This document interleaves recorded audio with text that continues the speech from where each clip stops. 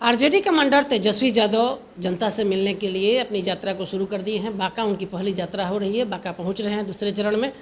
हमारे साथ जेडीयू के विद्वान प्रवक्ता हिमराज राम साहब हैं। हिमराज जी, तेजस्वी जनता से मिलने बांका पहुंच रहे हैं, दूसरी चरण की उनकी यात्रा अब शुरू हो चुकी है, क्या कहिएगा?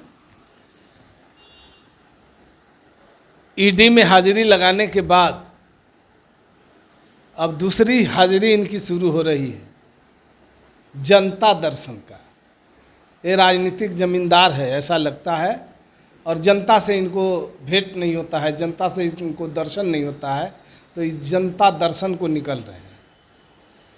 दरअसल आप पिछले इनके इतिहास को देखेंगे तो यही पता चलेगा कि ये हमेशा यात्रा शुरू करते हैं नया नया नाम से, लेकिन कोई यात्रा पूरी नहीं कर पाते हैं।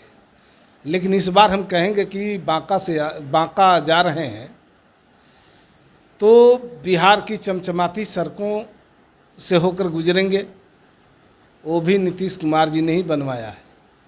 और जब बांका में जाएंगे तो बांका में भी पर्यटन के क्षेत्र में बहुत सारा विकास हुआ है नीतीश कुमार जी के प्रयास से। उधर का सूरत और सीरत बदला है। 2023 में पर्यटन के क्षेत्र में 7,03,470 देसी पर्यटक और 774 विदेशी पर्यटक वहां आए। तो ये पर्यटन के क्षेत्र में लोगों का आकर्षण बढ़ा है। और माननीय नीतीश कुमार जी ने वहाँ ओढ़नी डैम का निर्माण कराया है और मंदार पर्वत पर रोपवे का भी निर्माण हुआ है।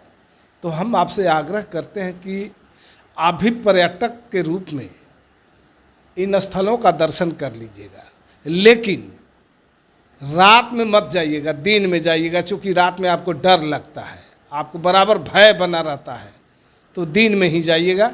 हिमराज जी, आरजेडी का दावा है कि अब उपचुनाव की घंटी बज चुकी है, चारों सीट हम जीतने जा रहे हैं। तेजस्वी के 17 महीने के कार्यकाल जो उन्होंने अपने उप मुख्यमंत्री काल में उनका जो कार्यकाल था उसको ध्यान में रखते हुए, तो लोकसभा में तो कितनी संख्या में आए?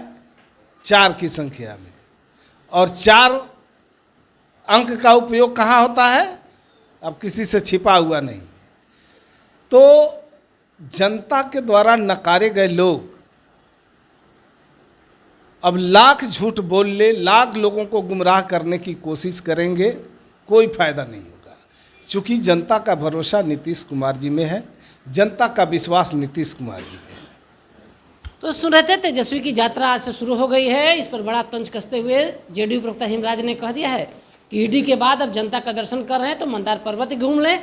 साथ ही जो आरजेडी का दावा है कि उपचुनाव में 4 सीट हम जीतने जा रहे हैं, उस पर भी बड़ी बात जेडीयू की तरफ से कह दी गई है। हमारे सहयोगी आदित्य के साथ कौशलेंद्र, पटना से।